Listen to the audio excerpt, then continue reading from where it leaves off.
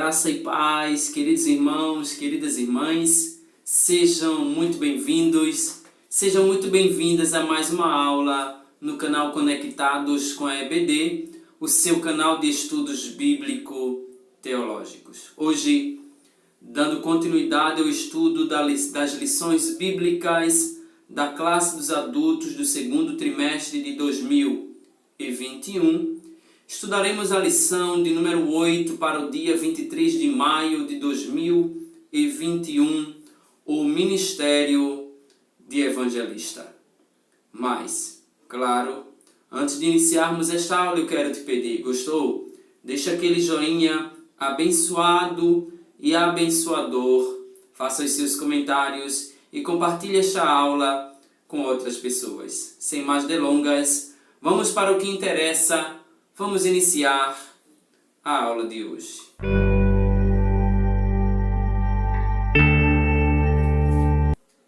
O texto áureo da nossa lição se encontra na segunda carta de Paulo a Timóteo, capítulo 4, versículo 5, está escrito assim: Mas tu, sê sóbrio em tudo, sofre as aflições, faze a obra de um evangelista, cumpre o teu ministério.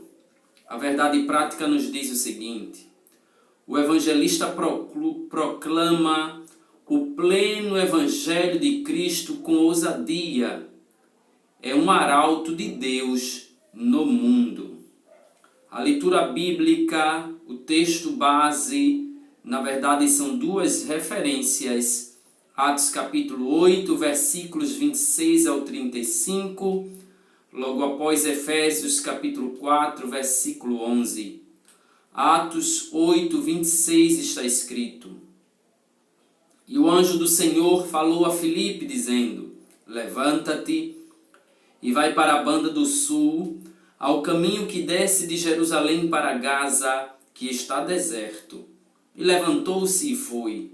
E eis que um homem etíope, eunuco, mordomo de Candace, rainha dos etíopes, o qual era superintendente de todos os seus tesouros, e tinha ido a Jerusalém para a adoração, regressava, e assentado no seu carro, lia o profeta Isaías, e disse o Espírito a Filipe: Chega-te e ajunta-te a esse carro. E correndo Filipe, ouviu que lia o profeta Isaías e disse: Entendes tu o que leis? E ele disse: Como poderei entender se alguém me não ensinar? E rogou a Filipe que subisse e com ele se assentasse.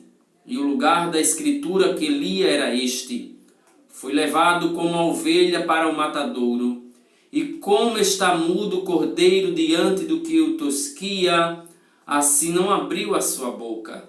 Na sua humilhação foi tirado o seu julgamento, e quem contará a sua geração?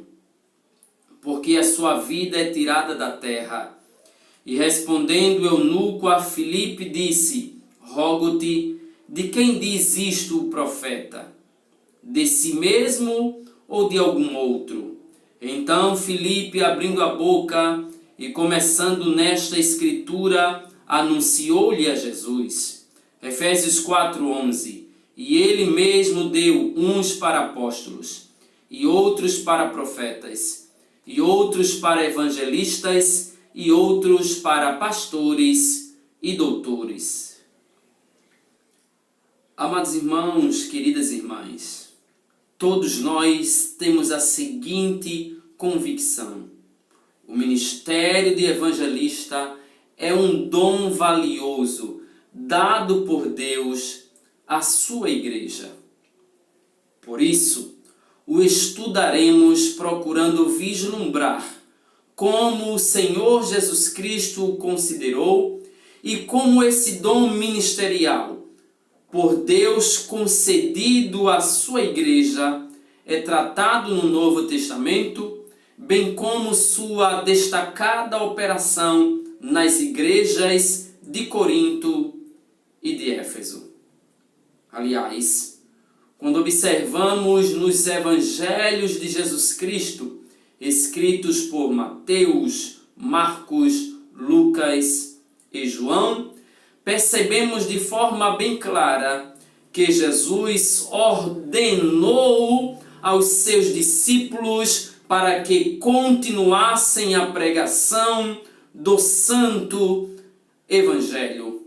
E em sua multiforme sabedoria, Deus, por sua vez, disponibilizou para a igreja o poder necessário para que os discípulos e a igreja proclamassem o Evangelho com ousadia e com autoridade.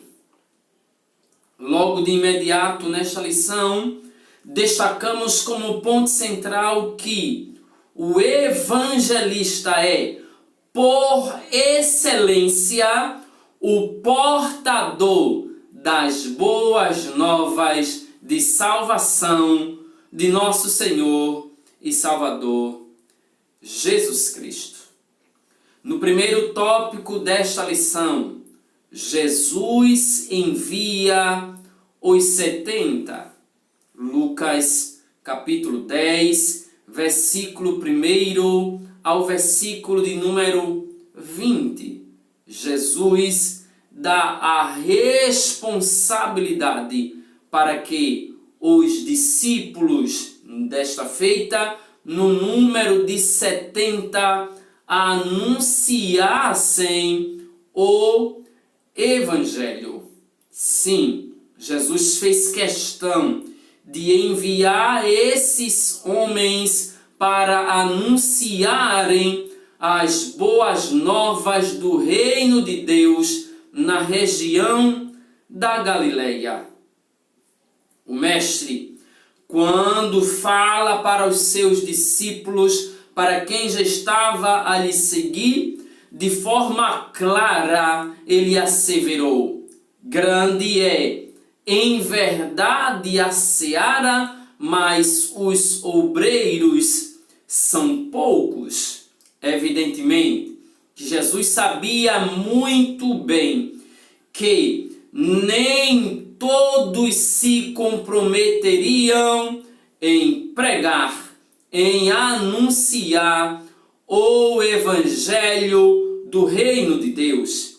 Afinal de contas, quando Jesus usa essa expressão, grande é a seara, mas os obreiros, outras versões vão dizer os ceifeiros, são poucos, Jesus está usando uma linguagem figurada, tratando aqui, falando ao coração dos homens, comparando a obra, o reino de Deus, à ceifa, à cega ou ao momento da colheita. Sim, Jesus vai dizer, grande é a seara, mas os trabalhadores para colocarem a mão na massa, para trabalharem em prol do reino de Deus, são poucos.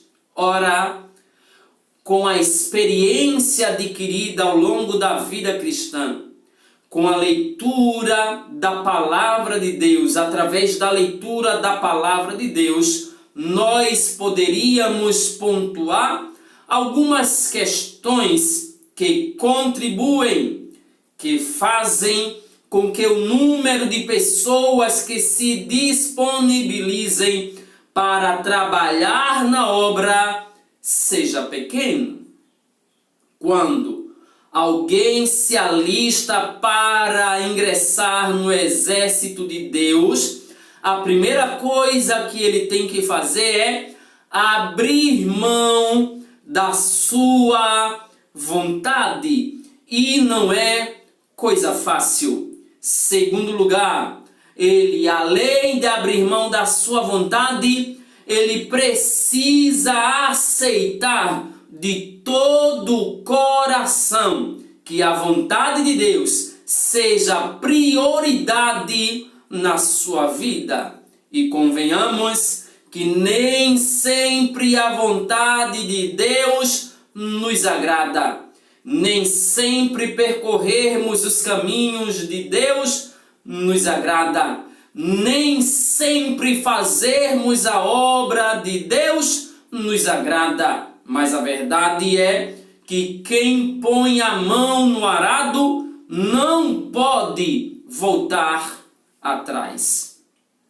Os discípulos, segundo o coração do nosso amado Cristo, mesmo sendo poucos, sim, ainda são poucos, mas o Senhor da Seara continua a convocar obreiros que estejam dispostos a abrir mão da sua vontade para executar, para cumprir de bom grado a vontade de Deus. Sim, lembremos-nos que o próprio Jesus falou que estava enviando os seus discípulos para o meio dos lobos. Eram ovelhas sendo enviadas para o meio dos lobos, mas eles precisariam cumprir a tarefa, a missão que receberam do Senhor, anunciando o Evangelho em todo o território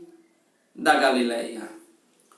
Como falamos agora há pouco, estes 70 enviados por Cristo para pregarem o Evangelho em todo o território da Galileia foram enviados para proclamar o Evangelho no mundo contrário à mensagem do reino de Deus. Certamente, isso faria com que os arautos, os enviados por Cristo para pregarem o Evangelho, fossem perseguidos. Sim, Jesus os enviou e eles seriam rejeitados, perseguidos, presos, ameaçados de morte e até mesmo seriam mortos por causa da mensagem do Evangelho, por causa do nome de Jesus Cristo. Aliás, a história da igreja mostra-nos que pessoas pagaram com a vida por professar a fé em Cristo Jesus. Nas últimas décadas, inclusive, mais cristãos foram mortos no mundo que em qualquer outra época da história. Sim, em pleno século XXI, cristãos são queimados vivos, são decapitados, são afogados e o mundo fecha os olhos para fingir que não vê nada, tapam os ouvidos para fingir que não ouve nada. Tudo isso acontece porque ainda existem homens e mulheres de Deus pregando o Evangelho de Cristo no meio dos lobos. Os verdadeiros, repito, os verdadeiros evangelistas enfrentarão ainda muitas perseguições, sobretudo em países dominados por religiões anticristãs e fundamentalistas. Eles são comparados literalmente a cordeiros que se dirigem para o meio dos lobos. Sim, de forma consciente. Quantos homens de Deus, quantas mulheres de Deus saem das suas casas para pregarem o Evangelho em lugares cujas portas estão fechadas para o Evangelho. Eles sabem verdadeiramente que estão indo como cordeiro, dirigindo-se para o meio dos lobos, mas não renunciam à chamada que receberam. não desprezam o dom que Deus lhes confiou, ainda que eles paguem com a própria vida, eles não deixam de pregar o Evangelho, eles não deixam de cumprir o seu papel de evangelista. Os 70 discípulos receberam poder em nome de Jesus para pregar a mensagem do reino de Deus com graça. Lucas capítulo 10, versículos 9 e 10. Mateus capítulo 10, versículos 1 e 8.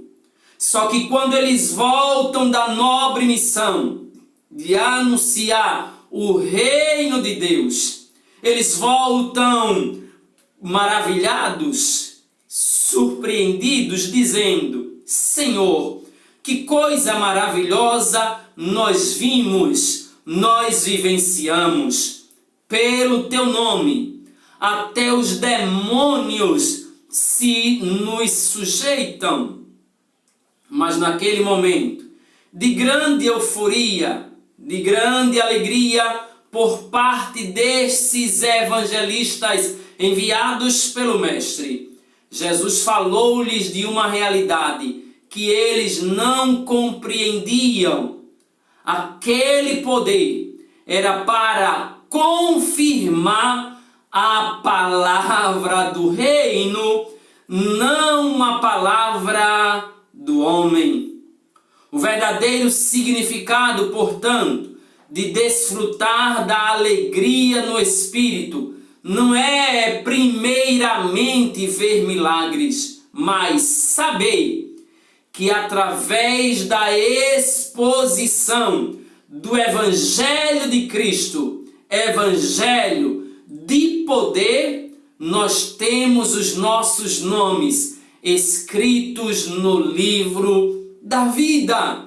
É através deste Evangelho poderoso que nós alcançamos vidas perdidas, distantes de Deus, mergulhadas na depressão, mergulhadas nas drogas, mergulhadas na prostituição e tantas outras mazelas provocadas pelo pecado, e conseguimos trazê-las para os braços do nosso Pai amoroso, que recebeu, através da parábola do filho pródigo, o homem distante, caído, mergulhado em pecado, porém agora recebeu em seus braços.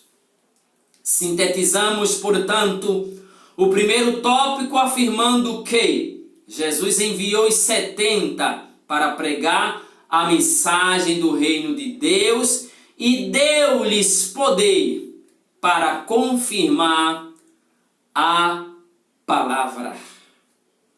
Já no segundo tópico da lição, veremos um pouco a respeito da grande comissão.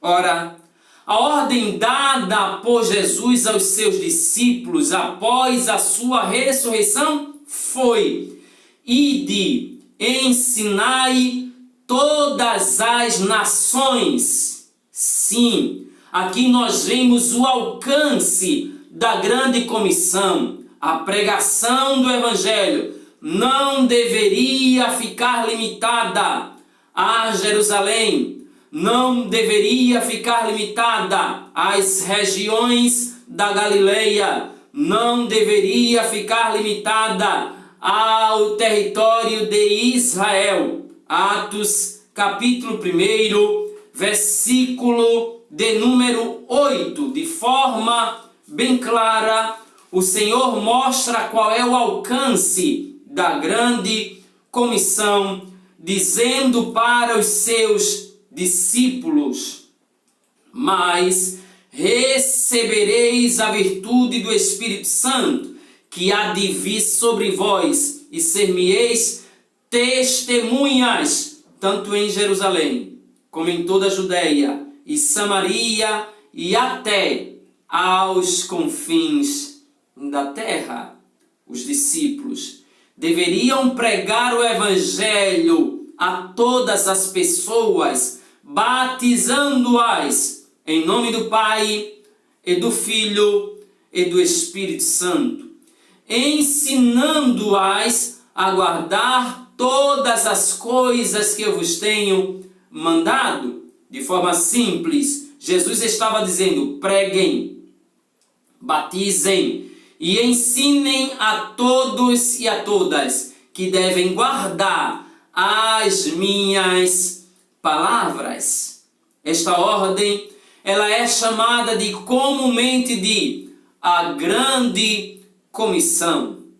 A Grande Comissão nada mais é do que o apelo de Jesus para os discípulos anunciarem o Evangelho até as últimas consequências, para os discípulos anunciarem o Evangelho até que ele venha. Foi nesse espírito que o apóstolo Paulo encarou a tarefa da evangelização, da pregação do Evangelho, dizendo, 1 Coríntios capítulo 9, versículo de número 16, porque me foi imposta essa obrigação, e ai de mim, se eu não pregar o Evangelho. A pregação do Evangelho é missão da igreja, é missão de todos e todas que compõem a igreja, congregados, membros, obreiros, todos temos a nobre tarefa de pregar o Evangelho de nosso Senhor e Salvador Jesus Cristo.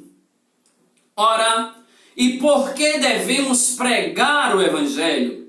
Nós devemos pregar o Evangelho para levar a verdade aos homens, para que esses, por sua vez, reflitam, reconheçam seu estado de miserabilidade, reconheçam seu estado pecaminoso e entendam que precisam de um Salvador. Esse se chama Jesus Cristo. Pregamos o Evangelho e quando estamos a pregar, a verdade é que identificamos dois grupos de pessoas que nos ouvem. Sim, o grupo que crê e o grupo que não crê. Marcos 16:16 está escrito: quem crê e for batizado será salvo, mas quem não crê será condenado. Palavras do próprio Mestre, palavras do nosso Cristo. E aqui, nesse versículo em especial, o Evangelho de Jesus Cristo, escrito por Marcos, destaca que há dois grupos de pessoas que ouvem a mensagem de Jesus. Como falamos, os que creem e os que não creem. Acerca da salvação, os evangelhos não se preocupam com nacionalidade, raça, sexo ou condição socioeconômica de seu ninguém. Gálatas capítulo 3, versículo 28. Não há judeu, também não há gentil. Romanos 3, 9, 10 e 23. Por que não? Porque diante de Deus, a verdade é que toda a humanidade é carente da graça de Deus e precisa decidir o seu futuro eterno, crendo ou não no Evangelho. Se crê e aceitar o Evangelho, obtém a salvação através da pessoa bendita de Jesus Cristo. Se não crê, se não aceita a mensagem do Evangelho, a Bíblia diz, o próprio Jesus falou que quem não crê será condenado. Mas, amados, ainda falando sobre a grande comissão, convenhamos que ela não está circunscrita, não se resume apenas à época dos apóstolos, não se resume apenas à época dos primeiros cristãos, não se restringe apenas à igreja primitiva, à igreja contemporânea, a igreja do século 21 tem responsabilidade na pregação do Evangelho. Sim, a palavra de Jesus para os seus discípulos dizendo: ide, fazei discípulos de todas as nações. Ide é um verbo que está na forma nominal chamada de, aliás, no modo imperativo, indicando para nós uma ordem, e ordem é ordem, não se discute, se ouve, se obedece e se executa. O Rei dos Reis ordenou a sua igreja para pregar o Evangelho a toda a criatura, inclusive para a igreja do século 21. Portanto, concordamos plenamente que a tarefa da evangelização do mundo está inacabada. Sim, ela ainda não cessou. Se não cessou, alguém precisa pregar o Evangelho. Pregar por quê? Porque apenas 33% da população mundial, o correspondente a 1/3 da população mundial, é composta por cristãos das várias confissões de fé. E aqui nós incluímos cristãos nominais, cristãos de vários ramos, de vários segmentos. Há regiões que em número de cristãos está diminuindo, a exemplo da própria Europa. Recentemente, na Alemanha, cerca de 340 igrejas fecharam as portas. Em Portugal, foram quase 300 igrejas. A Holanda e a Inglaterra são países considerados pós-cristãos, não mais cristãos. Ainda na Europa, cerca de 1.500 templos foram transformados em mesquitas, restaurantes, bibliotecas e casas de shows. Se a igreja não experimentar um real e poderoso avivamento espiritual, em poucas décadas a Europa se tornará muçulmana ou o cristianismo não mais a influenciará. Logo, é responsabilidade nossa e urgente hoje pregarmos o Evangelho em todos os lugares, para todas as pessoas, para que os homens cheguem ou venham ao conhecimento da verdade e entreguem suas vidas a Cristo. Sim, que aceitem verdadeiramente o nosso amado Cristo como seu Senhor e Salvador. Sintetizando este segundo tópico, nós afirmamos que a grande comissão, ordenada por Jesus de Nazaré, ainda é uma tarefa inacabada que deve ser executada, cumprida pela igreja do século 21. E assim, nós chegamos ao terceiro e último tópico desta lição, o dom de evangelista. Comecemos a compreender esse dom a partir da ideia ou do conceito do termo, da palavra, do vocábulo evangelista. O termo evangelista, ele é derivado do verbo grego euangelizo, ou seja, tem a ideia de transmitir boas novas. Transmitir evidentemente, as boas novas de salvação, as boas novas do Evangelho. Como dom, refere-se àquele que é chamado para pregar o Evangelho. Eu vou repetir: o dom de evangelista simplesmente faz referência à pessoa que recebeu de Deus o presente de pregar o Evangelho. E esse presente, concedido pelo Pai, através de uma capacitação ministerial que tem como propósito maior propagar o Evangelho de Cristo para toda a humanidade, sem distinção de classe, de raça, de gênero. Pregar o Evangelho a toda criatura.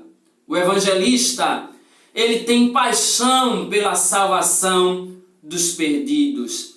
Ele não se alegra com a morte dos ímpios, como nós, vez por outra, ouvimos e vemos, e até escândalos nas redes sociais. Quem recebeu o dom de Deus para pregar o Evangelho, o dom ministerial de evangelista, não se regozija com a morte do ímpio.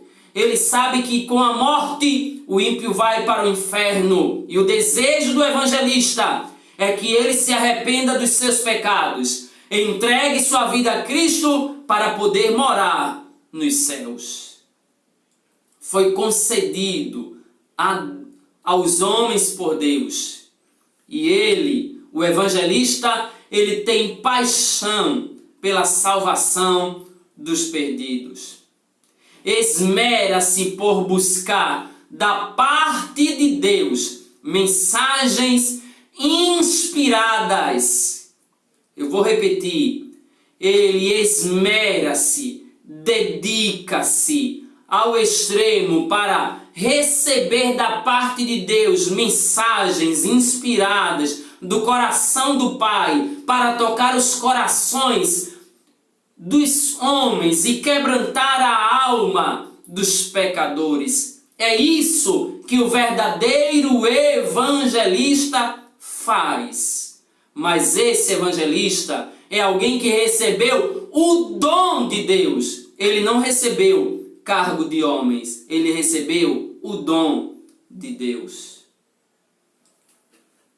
Ora, queridos, cientes disso, agora precisamos destacar, dando ênfase ao papel do evangelista. Em síntese, o evangelista é, por excelência, o pregador das boas novas de salvação. Ele tem o desejo, o ardor missionário no seu coração. Através da sua mensagem, vidas são alcançadas e conduzidas a Deus. Muitos evangelistas, aliás, muitas vezes, o evangelista torna-se um plantador de igrejas, como tem ocorrido em diversos lugares, tanto do Brasil como fora do Brasil, tanto no século XXI, bem como ao longo da história da igreja cristã. Um evangelista cheio da graça de Deus poderá tocar corações com a mensagem do evangelho de modo tão convincente que leva o povo a crer e a acatar, a aceitar as boas novas da salvação e entregarem suas vidas ao Senhor e Salvador Jesus Cristo, o único, o grande, o poderoso.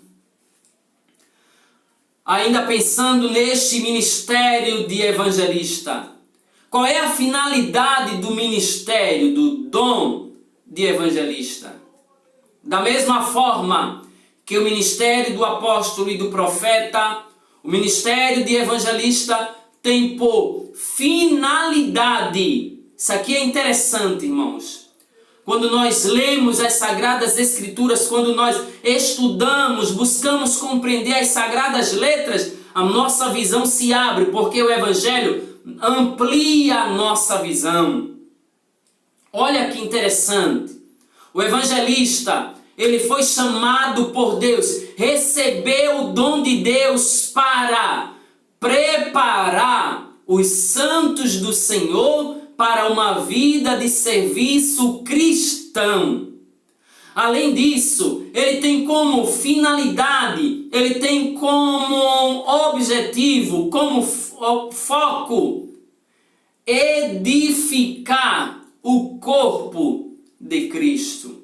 Por isso, espera-se desse obreiro, dessa pessoa que recebeu o dom ministerial de evangelista, que o fundamento do seu ministério seja única e exclusivamente Jesus Cristo, que lhe chamou, que o vocacionou, que concedeu-lhe o dom para que ele possa preparar os santos para uma vida de serviço cristão e para que ele possa edificar a igreja do Senhor. Além de semear as boas novas e ganhar vidas para o reino de Deus. O evangelista, por sua vez, deve também ser sensível e obediente à voz do Espírito Santo. A exemplo do que aconteceu com Filipe, conforme nós lemos na leitura base, no livro de Atos dos Apóstolos, capítulo de número 8. Sensível e obediente. Para quê? Para pregar a multidões ou para falar a uma única pessoa. O evangelista, ele não está à procura de plateias. Ele não está à busca de satisfazer o seu ego. A sua chamada não foi para fazer seu nome conhecido entre os homens, mas fazer o nome de Cristo ser conhecido e glorificado entre as nações. Eu vou repetir mais uma vez. O evangelista deve ser sensível e obediente à voz do Espírito Santo, buscando sempre pregar o evangelho, sem procurar plateias. Ele prega para uma multidão ou prega para uma pessoa, porque o seu objetivo não é tornar o seu nome conhecido entre os homens, mas fazer o nome de Cristo conhecido e glorificado entre as nações.